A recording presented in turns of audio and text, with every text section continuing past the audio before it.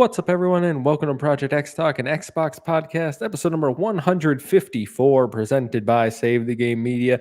I'm your host, Kevin, and on today's episode, we're talking about Forza Motorsport and Assassin's Creed Mirage reviews, the latest Game Pass update, and some listener questions to round out the show. But before we get to all that, let me introduce my co-host, JamPackSam. How are you doing, buddy? What's up? Doing well. I have been playing a ton of Game Pass games and the new Assassin's Creed, so I have been digging into some good content. But I'm doing well. Ready for a big weekend. Yes, yeah. You got some good plans? Assassin's Creed and Cocoon. That's the plans. That's the plans. Okay. Yeah, I have a wedding to go to this weekend, but other than that, which is like an evening thing, it's going to be like Friday night games, Saturday morning games, Sunday night games, and then I'm off Monday. It's a bank holiday and like a national like Columbus Day thing. So, yeah, doing that. So I'll be playing a whole bunch of games. I'm embracing the Halloween spirit, and on Sunday we're going to the haunted hayride as we do every October. Monday I don't get off. I get to work a conference from 6 a.m. until like 2 or something. I don't know. Yeah, it's always great to in corporate world to like fake enthusiasm for a conference. Like, not to say that we're not enthusiastic about our jobs or anything, but it's like the conference is the passionate of the passionate, and you're like, man, I just drew the short straw. I'm just here. I don't even belong there. It's because I'm filling in for that job we still haven't replaced. And like, you gotta come. You gotta be. I'm like, I've never been here before. Don't know what I'm doing here. Do you have to travel? Like, is it a long thing? Or? No, it's in a city right by where we are. Okay. Right? So it's like 35, 40 minutes. Like, it's not a big deal at all. So it's 35 minutes too long. Yeah, it was for real though, for real. But enough about that. This is an Xbox podcast. We're live every Thursday right here on YouTube. If you can't catch us live, we post every Friday morning on your favorite podcast service of choice. While you're over there, make sure to drop us that 5-star review, whether it's Apple, Spotify. It does help us in the algorithm. And I'm seeing some new thing that Anchor is doing. They got impressions now. Let's just see how many people are like being shown our podcast. It's pretty cool. I like seeing that. Extra Life. I gotta give the monthly plug. We are 1 month away. November 4th is the kickoff date. We will be streaming for 24 hours straight to raise money for charity. If you want to donate, the link for that is down in the description below. And you can get yourself entered to win our grand prize of that Spider-Man 2 PS5 Collector's Edition. All 19 inches of Venom could be coming your way. Every $10 gets you an entry if you want in on that. Like a few others have. We are already $120 out of our $1,000 goal. Like I said, link down below. If you want to support us further and get early access to Save the Game Media content and exclusive bonus post shows, head over to patreon.com/SaveTheGameMedia. Choose a tier that's right for you, like our current Patreon supporters. So thank you to Bucky Blue, Fabulous Brianna, Brianna's mom, Brianna's brother, Brianna's wife, Nikolai Knight, Cypher Primus, Brendan Myers, Marcus O'Neill, Lillian, Mimi J, The Snack Network, David Hotright, Dave Harp, the Xbox Expansion Pass, Alpaca Tom, and Lee Navarro. Thank you all for your support. We appreciate each and every one of you. Tell you what, Sam, getting through all that without a breath was a lot easier before the COVID. Yeah, I can imagine. Yeah, it's well, that's what you get for having so many cool Patreon supporters. I mean, it's it's a first world problem we've got. First world, that's the definition of first world problem, actually. But let's talk about something more fun. Sam, what have you been playing this week? So we talked last week. I started playing the cat game. And I played probably another hour of that after the show, and then I put it down because a ton of games came to Game Pass. And so I don't know if I mentioned it last week. Have you played Party Animals? Have you checked this game out? I haven't played any Party Animals. Okay, so I played a little bit of Party Animals. I can't remember if it was last week or the week before it, but I'm going to assume it's been in the last 7 days. It's been a whirlwind. I don't know what's happening. But played some Party Animals. If you enjoy that kind of party game, definitely one to check out. It has a lot of personality and it's fun to just kind of pick up and play. I wasn't playing with anybody in particular. So I'm sure it's more fun with friends like a lot of these party games are. But for a little Game Pass game, it was cool to just kind of sit down and check out. But then that is when Cocoon launched. And my friend, Cocoon is great. You want me to tell you about Cocoon? I do. Well, here's the thing. I installed Cocoon in my haze, my illness. Oh, yeah. I installed Cocoon. I played maybe 20 minutes and went, I can't tell if I'm really stupid or if it's just like the COVID fog. So I promptly like got rid of that, and I was like, Yeah. maybe I will wait on this one. But please tell me your experience with Cocoon. So Cocoon is for me one of the better like weird puzzle games that I've ever played. It is truly something special, and you can tell that it's from like the creators of Inside or some of the people that have worked on Inside. And it's simple, but it's also complex, and there are some things where you get to this point of like I'm beating my head against a wall. Why can't I figure out Mm-hmm. like why this orb is inside that orb, so I need to take these two orbs and then go over here and go inside that orb. Like it's all just pondering the orb. That's the entire game, like that meme thing that Annapurna posted. Um, but it's just gorgeous little indie. So cool to see it on Game Pass, and definitely one of my favorite puzzle games of the year that I've played. So I totally understand, because as somebody who also works like a 9 to 5, I can't imagine play, because at the end of the workday, I'm already burned out, and then I'm sitting here trying to figure out this Inception Cocoon puzzle game.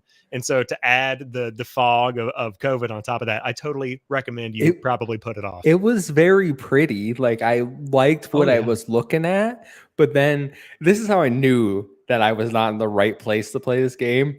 It's one of the first, like, it's not even like a puzzle. It's you have to step up, you have an elevator here, or you have a platform here, and they go like this. Yep. And I was like, I need to get on this one. But when I cross this one goes like, how do I get there? And it's like, oh, I walk off the side and go around. And I felt so, I was like, yeah, I can't do this. I can't do this right now. Hold off till you can give it some thought, because it definitely takes some. I'm in late game. I would say that like I'm probably 90% of the way done. Now I'll admit there was one night where I worked on a puzzle for like 20 minutes, and I was like, all right, where's the YouTube guide? Like I'm just ready to crunch through this one. And so I was like 90% of the way through the entire playthrough video. And so I'm like, all right, I'm coming up on the final turn here. So rounding out Cocoon, and then about that time, I got a note from Ubisoft with the creator program. They gave me a copy of Assassin's Creed Mirage to check out for review. So shout out to Ubisoft for giving me that. So I've been playing, I would say, about 6 hours, maybe 7 hours of Assassin's Creed Mirage, probably closer to 6. That's what I was doing 5 minutes before this podcast. So I have some impressions on that. Have you checked out Mirage at all? I'm not the Assassin's Creed guy, so this isn't for me. Ubisoft rejected our creator program application, but no, that's fine. So my brother's going to play this game. He plays all the Assassin's Creed, so I'll hear about it plenty. I don't play Assassin's Creed, but we're going to talk about the review roundup. I don't know if you want to wait for your impressions there. Yeah, we'll wait on that. I want to hear what you've been playing. I'll hold off my thoughts on Assassin's Creed Mirage until we hear what the critics have to say. But what have you been digging into? So I've been playing something I can't talk about, and I won't be able to talk about for a few weeks. But know that I have been playing that. That has been the main thing. But I also played a game for review. Square Enix was lucky, or we were lucky enough to have them send us over a code for Infinity Strash Dragon Quest: The Adventure of Dai, and that is one title. All right. Wow. Yes, it's Infinity Strash. That last word, it sounds like Infinity's trash. It's not. I promise you, it's Strash.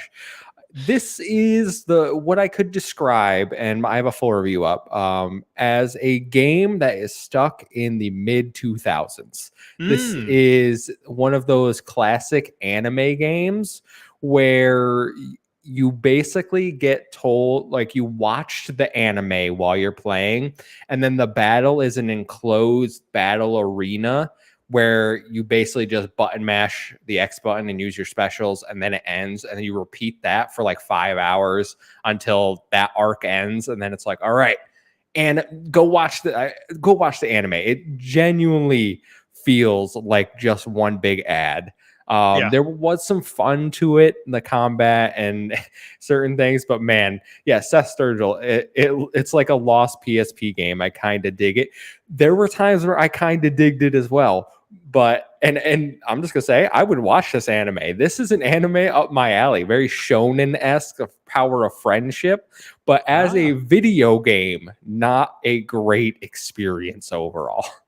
Yeah, I'm looking at the trailer right now, and it's so funny that you nailed it on the head with like it feels like a PSP game. It also looks like Dragon Ball to me, and I'm not like I'm Well, not that I probably offended like 70 people. I don't no, know. nope. You want to know why it looks like Dragon Ball is because Dragon Quest, the art style, is done by Akira Toriyama, the Oh, person okay. who made Dragon Ball. That makes a lot of sense then. Yeah, so I'm looking at this trailer and like I agree, it looks good. And coming in as somebody who knows nothing about any of this, and this all just sounds like gibberish to me.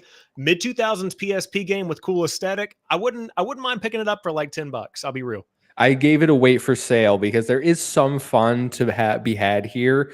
Not at full price, certainly. I was like, maybe they're charging like $40 for this because I rolled Mm. credits in 5 hours. Like Oh God. it's a short game, so Yeah. I was like, all right, this can't be full price. It's $60, and I Is was there a like, lot of like replay value, or is it just like 5 hours and you're done? there's a roguelite dungeon that you can do. Mm, I wouldn't say much replay value because it's just watching the anime and then playing a fight. But if you just interesting. want to grind a dungeon, like you're like, man, I really love this combat, then yeah, you can put some more time into it. That wasn't what I was gonna do. Yeah, I can't imagine a lot of people will either. Yeah, I mean, like even just looking at the gameplay, pretty game, like for what it is. Yeah, But yeah. yeah, I think a wait for sale is probably fair based on my first little glance here. And then the other game I played a little bit, maybe an hour and a half.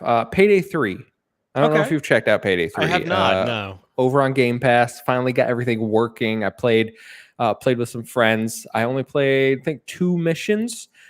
It's Payday. Yep. You could honestly tell me that this was Payday 2, and I'd be like, yeah, yeah. It makes nothing seems to be different. I don't really see genuine. The only improvement, you can trade hostages to the police to slow their assault. That's cool, Ah, but honestly, is that big enough for like we need a 3? We need to put a yeah. new game out. I don't I don't think so. know. Yeah, I mean, I have not played this one at all, but that sounds like it lines up with what I kind of expected. Even looking at the early trailers, I mentioned it on an earlier episode of the show, but it's like it looks like Payday. It sure is. You know, it's kind of like going from Battlefield 1 or Battlefield 1 to Battlefield 5, where it's like that sure is a World War-esque battlefield. Like that's what it was, and I feel like Hmm. Payday kind of has that same vibe. Ghostly March, no survivors, no negotiations, never surrender. Wow, wow, Oh. cold, harsh but fair. That's all I've been playing. Other than that, been playing Sleep. Really, really good game. Ah. Really good. Pokemon Just Sleep, will you? no, no. Oh, okay. All right. Just regular. Let's jump into the news, Sam. Now that we're talking about that, because it's the start of the crazy month of October for game releases, and we have Forza Motorsport and Assassin's Creed Mirage to talk about. Review roundup, and we'll get your impressions on Assassin's Creed Mirage. Let's start with Forza first, though. So, Forza Motorsport is currently sitting at an 84 on OpenCritic. IGN gave it an 8 out of 10, saying, quote, Forza Motorsport is brimming with new features across the board, from its muscular new multiplayer to its much improved handling, but its new RPG-inspired upgrade system feels like a step down. Friend of the show, Ainsley Bowden, over at Season Gaming, gave it an 8 out of 10, saying, Forza Motorsport is a leap forward, providing a racing experience that is unmatched in many ways, but its light feature set prevent it from truly excelling. Do you plan to check out Forza? Did you check out the reviews? I did check out the reviews. I do plan on checking out Forza. I did not read the reviews in depth because just glancing at even what we just discussed here, having lighter features is a benefit for me because I feel like what they're doing with Forza Motorsport is making this like they knocked off the 8. This isn't really Forza Mm-hmm. Motorsport 8. This is like an entry into the franchise for people that might not have been in the Xbox One generation or that might not have checked it out before. Maybe they're coming off of Forza Horizon. It feels like they're trying to make this one maybe a little bit more approachable. But then again, like if you aren't into that sim thing, you're going to sit down, play this for like 2 minutes and think, oh, it's one of these, and then continue on. But I'm really excited to see how people compare this to Gran Turismo because I mean, that's like the unspoken thing. Like, Yeah. which one is more true to the real racing experience? Is Forza still kind of like the pinnacle, or is Gran Turismo taking some of the cake? Yeah, I'm excited to check it out though, just as like a casual racing game. I hope that there's enough meat on the bone for like hardcore racing fans, but enough for me to digest comfortably to where I can just pick it up and play it. I think that's my hope.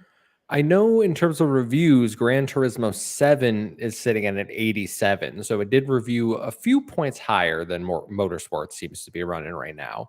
Mm, Um, I'm not the Forza guy. I liked Horizon 5. That was my entry into the Forza series. And I watched Sean Capri over at Carpool Gaming play some of this. I checked, check out his review over there. Him and the Carpool team were lucky enough to review that. But I was watching him Twitch stream it, and it looked it looked good. Like it's a beautiful looking game. And he was doing this cool comparison where he would switch to the old ones and then go back to this one so you could see like how the improvements were. And it is a drastic improvement in my opinion from what I was seeing. I'm not the person that's gonna go in here and be like, oh, they took away this feature, or I can't right. customize my car as much as I really wanted to. Um, I'm I'm torn on whether I'm going to check out Forza Motorsport. It doesn't really seem to have the draw to me that Horizon did. Yeah, I think that it's two different classes of racing games. It's the arcade versus the sim. And I think that a lot of people might go into it and they expect, I mean, it comes down to a question of like, what is Forza now? Like, has Horizon overtaken Motorsport as the identity of what Forza can bring? Is it still shared? I think that a lot of people might go in and do, what a lot of people are going to do and just go in, put it down after a couple of rounds and never come back to it. But I think that if I'm taking away anything from Forza Motorsport, it's that the Crew Motorfest chose a really good year to launch because people are going to be like, oh man, I was looking forward to a racing game. This is just a sim. What else is new on the market? Oh, look, new Motorfest game from the Crew came out and it's going to be on sale for Black Friday for like $30 as Ubisoft always does. So, yeah, shout out to the Crew for really landing that opportunity. Or you want to know what I've seen people do? They've been subscribing to Ubisoft Plus, getting the Crew and Assassin's Creed Mirage. All Mm. right. So let's transition over to that one because that is out today, where I think Motorsport comes out tomorrow for early access. It might already be Mhm. out, actually. I'm not sure. I But think it's 5 days early access, but tomorrow's Friday, which makes more sense. I don't know. It's coming out within the next okay. 24 hours. Well, Assassin's Creed Mirage currently sits at a 77 on OpenCritic. Eurogamer gave it a 4 out of 5, saying Golden Age Baghdad, along with a return to a more focused, stealth-based design, makes for a rich and character adventure.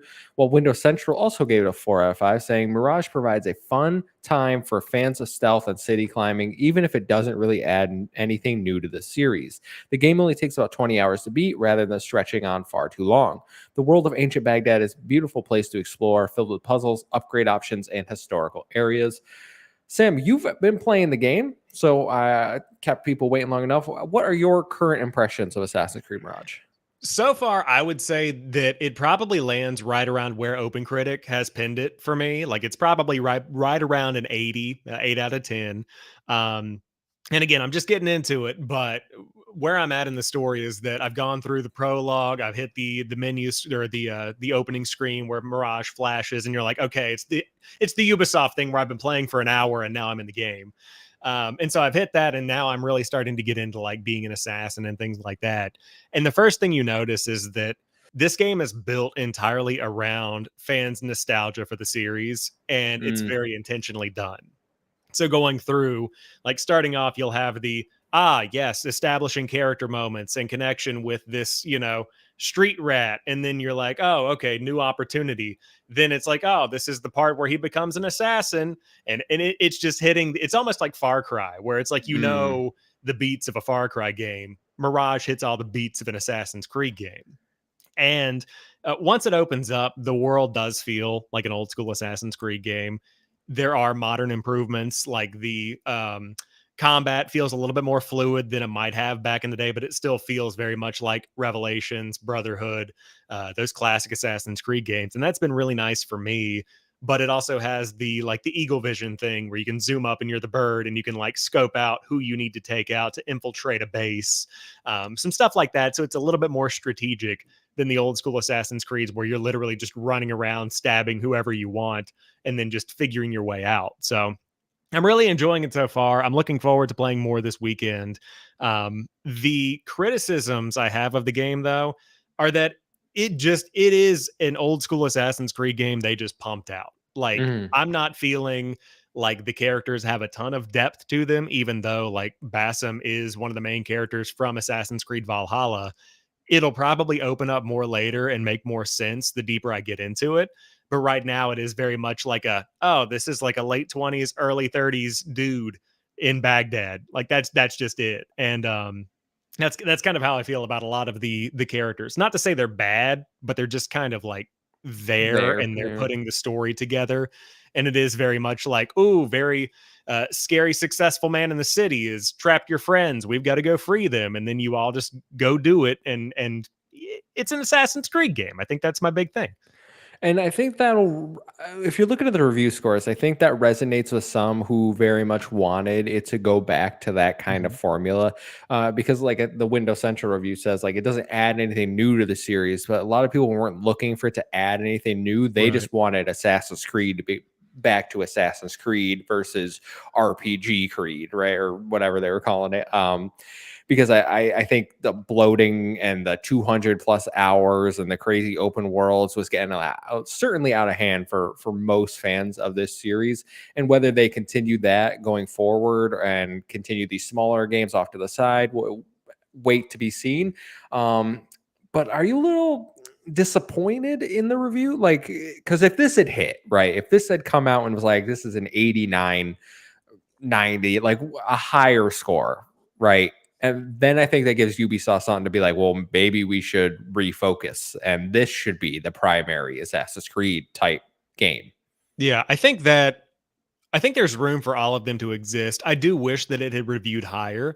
But ultimately, I wish that it was probably like a more polished game. Like it needs to earn these reviews. And I will say it is not the prettiest looking game I've ever seen. It very much is one of those cross gen games.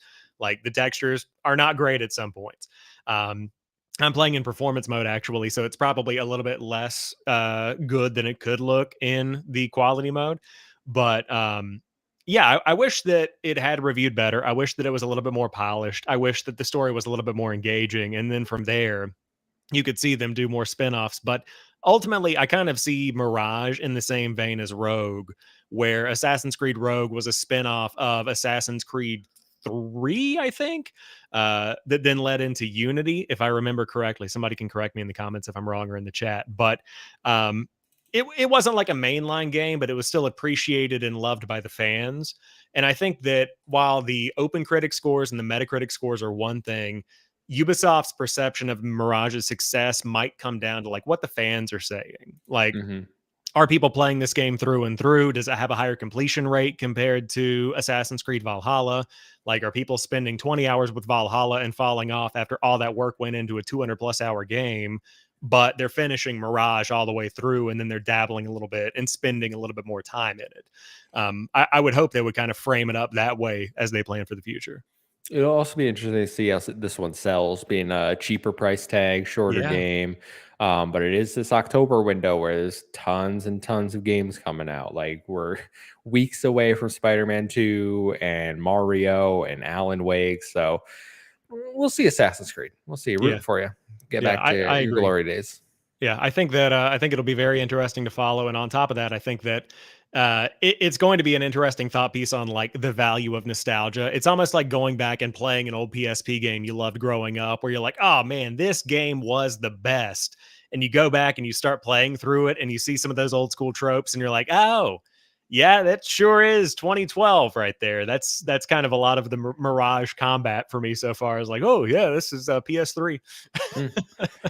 Yeah, but sometimes it hits. All right, that's why I own Yeah, Tales of Symphonia on everything, so I can experience yeah. 2004 whenever I want it. Hmm.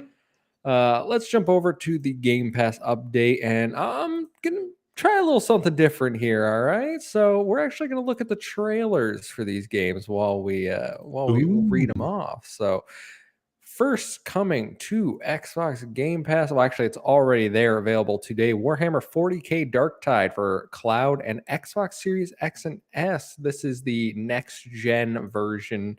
Oh my God, so many different. Yeah, we're gonna jump ahead here. Have you played any of these games, Sam?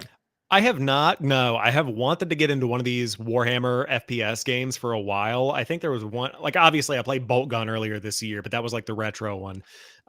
But this is like the co-op focused Dark Tide. I know that some people in the XCP Discord were talking about diving into this one. My friend is checking this out this weekend, so I might download it. I assume there's crossplay in 2023. I would hope there is. But if there is, I will be checking this out probably sometime this weekend because it does look very good.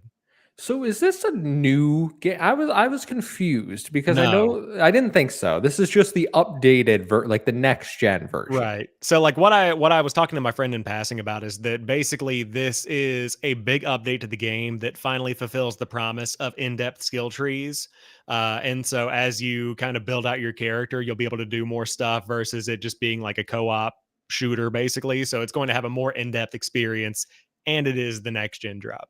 Okay. That's what I thought. 'Cause I think there is one supposed to be coming out to Game Pass. I think like this eventually, like a new one.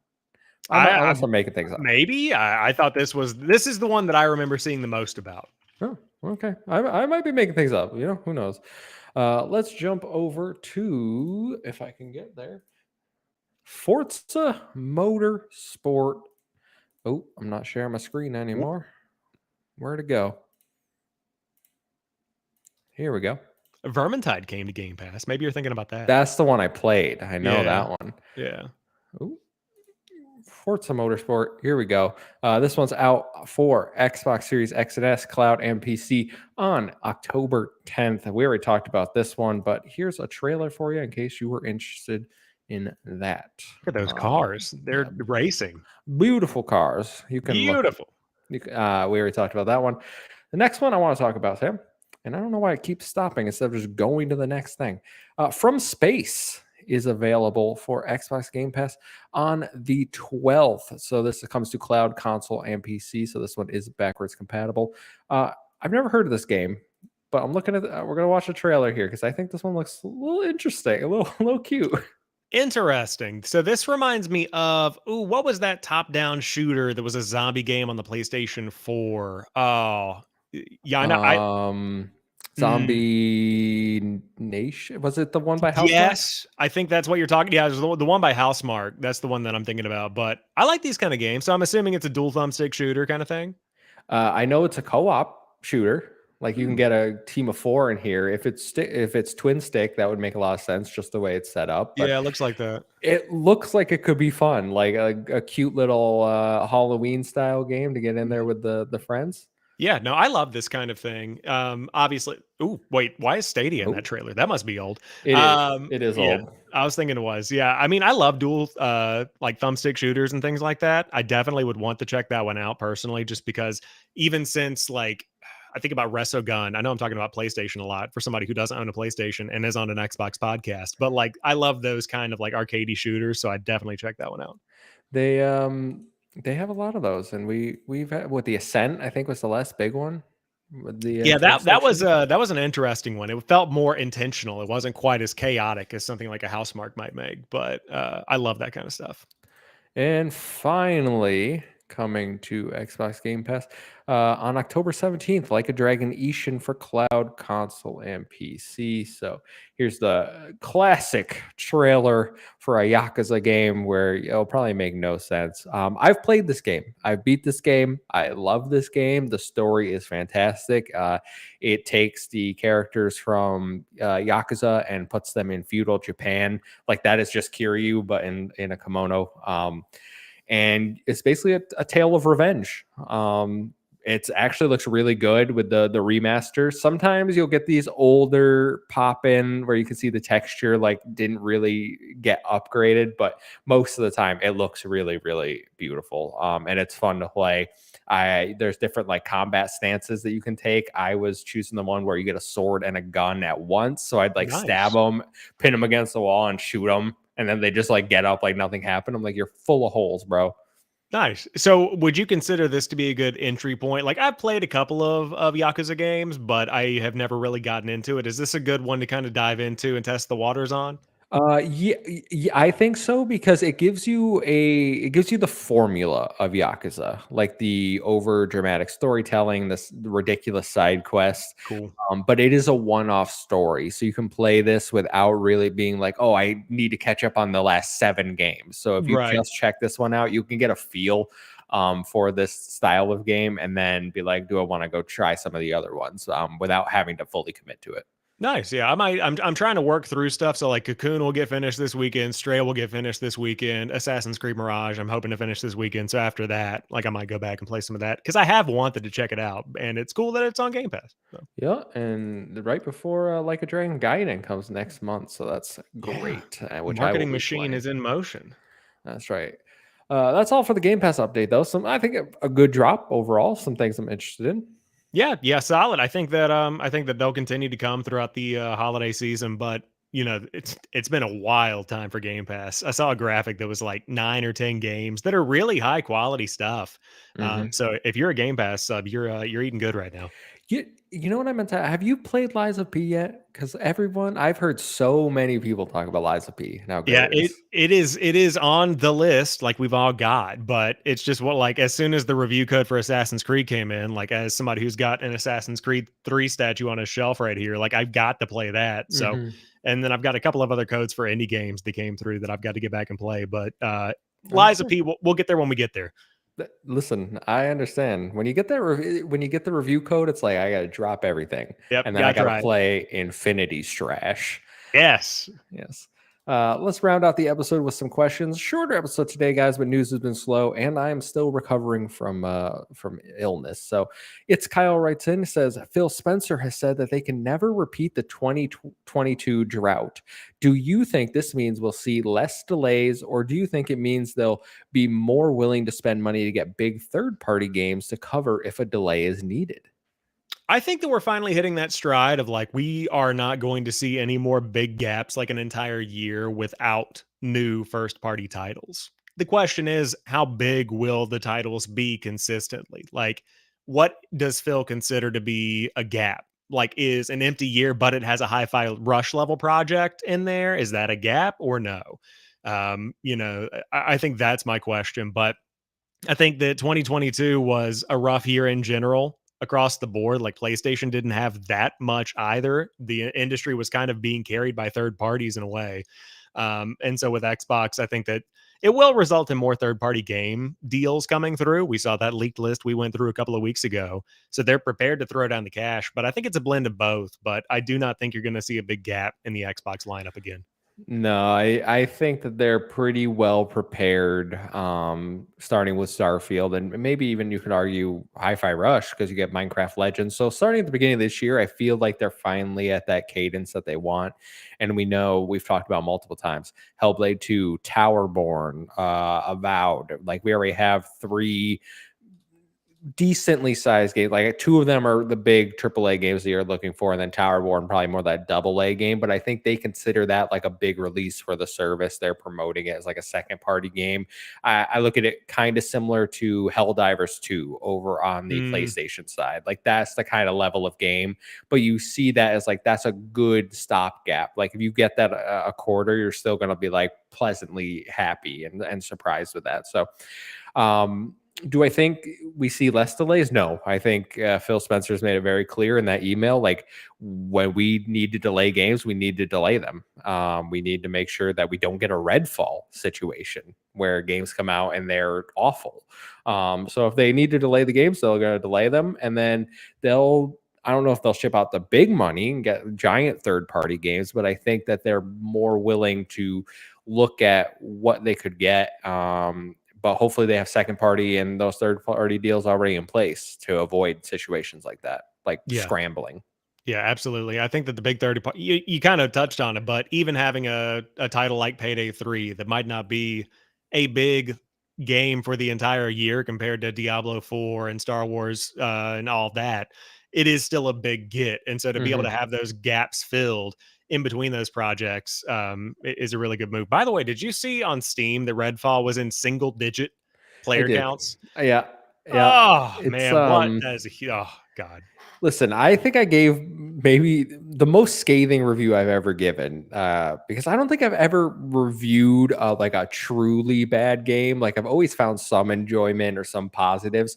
Redfall was the most scathing review I've ever given on this podcast, where I tore it apart for like 20 minutes straight. I do not think there is a single redeeming thing about that game. It was wild, man. I mean, I didn't play a ton of it. I probably put maybe 5 or 6 hours into it over the course of 2 days, but it was just not good. And No. lessons learned. I don't want to ruminate on it and just like let that sting anymore, but man, single digits from an Xbox first party game on Steam just sucks to see. Well, it's kind of just disappeared, right? Like, when's that 60 FPS patch coming? Is it coming still? Like at this point, who would it come for? What's the point? No one's playing the game. I mean, it is the juice worth the squeeze in it when it comes to like fixing the game. Like with No Man's Sky, there was a cool idea there that they knew they wanted to go after. With any other game that has been fixed, like Battlefield 2042, it is a big Battlefield game. They can make money on that. Is anybody really clamoring at this point in the game to go back to Redfall after an entire like if they came out at the end of October 2023 and said, "Hey, the 60 FPS patch for Redfall came," and you look at this swath of games we're getting, no, I'm sorry, no one's going back. It's just it's over. It's a shame because October would have been a good month for Redfall to Would have been a like good month. actually come out if it was good. Instead, it was like 30 FPS in May or whenever it came out. They still owe us a. I think there is still an obligation for a DLC unless they just Yeah. refund the season passes and pull a Cyberpunk and just give it Oh back. yeah, that bite back edition, right? You're supposed to get like 2 new characters. Yep. Yeah. I think Luke might have bought that, but man, that's I feel bad for everyone that like believed.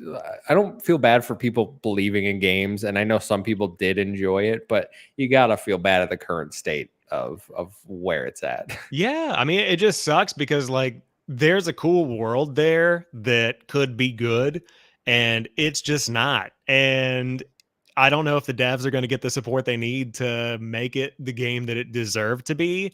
And then I don't think the fans are going to be there in a large way when it eventually gets there, if it gets there. It's just a really bad, just quid pro quo back and forth thing. There's just no good way out. I think we dropped the Redfall patch October 20th. I think that's a great date for it. You think so? Yeah. Nothing else coming out that day. I think it'd be great. Yeah. Yeah. Last question. I'll be sure to pump Spider-Man back and we'll dive into Redfall. Yeah. Sorry, Spidey. Redfall. Yeah, definitely. TPR writes in the last question. Says, what do you guys think is the best Xbox experience in the handheld form factor? Ori initially comes to mind for me, as both Ori 1 and 2 are on the Switch. I know Kevin has been having the time of his life with the ROG Ally, so I figured I'd ask. He wants your Xbox handheld recommendation. I assume that includes like cloud, playing on your phone, Razer Kishi, whatever, Backbone.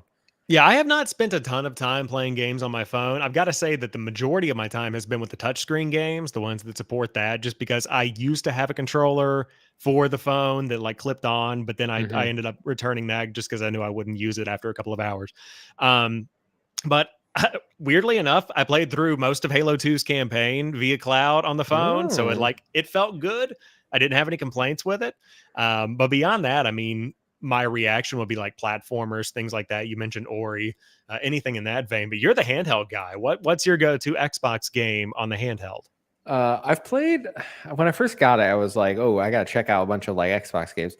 Starfield actually performed really well on the ROG Ally. That was a great time. I didn't have like any. I mean, it obviously looks worse than my Series X, but it wasn't like "Oh, this is ruining my experience." Like I had better frame rate even at a lower resolution on my ROG Ally. It played well, was smooth. Halo Infinite I've enjoyed on my ROG Ally, to be honest. I played that through cloud gaming, and that'll depend on where you're at, obviously, with the cloud servers, but it was smooth for me playing that. I've actually had a rough time with platformers on cloud specifically. I haven't tried native on the Ally, but cloud specifically, the timing just seems off with those, which is weird because I'm like, how can I play a first-person shooter but not a platform? That's what I was thinking. Yeah. It makes no sense. It might have just been a game thing.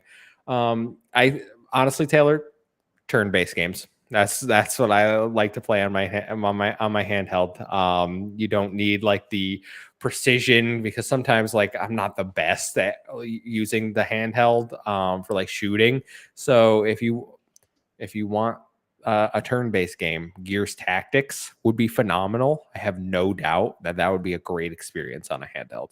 Yeah, and then I was just looking it up, and I didn't play it on this mode, but Immortality was available via cloud. And if you didn't play Immortality, that's a really good game. I was thinking about that on the way to work this morning, totally randomly. But really good, like narrative-driven game where you literally just go around and like kind of scroll back and forth between pieces of film footage. And those kind of like low action games work really well with the potential for latency when you're playing on the cloud and handheld or anything like that. Yeah, I played through Venba, which I talked about. It was that cooking game, that Yeah. narrative cooking game on my handheld, and it's only like an hour long. So those I like those shorter experiences, or turn-based games is really where I'm at. Because like Persona 5 Tactica, I'm probably gonna play the majority of that on my handheld, because I'll Mhm. like when I get home, I'll play like a Dragon or Tales of Arise, because they all come out the same freaking time. So at lunch, Persona 5 Tactica, because I know it won't matter if things like lag or whatever. But yeah, good question. That is all we have for this week, Sam, though. So thanks for hanging me for the shorter episode. Hope you had fun. You want to let Oh people know yeah. where they can find you and your lovely content?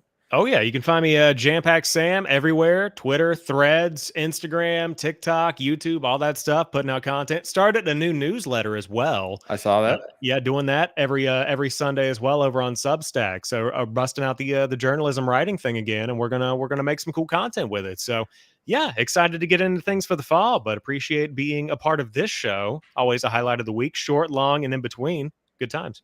Well, thank you, my friend. I always look forward to hanging out with you for however long we get together. But you can find me over on X at the Muffin Mon. It's a 1-7-I and 0-7-A. Follow us at Save Game Media over on X as well.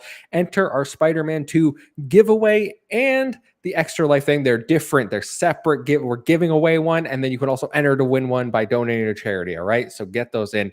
Links down below. But until next week, we'll see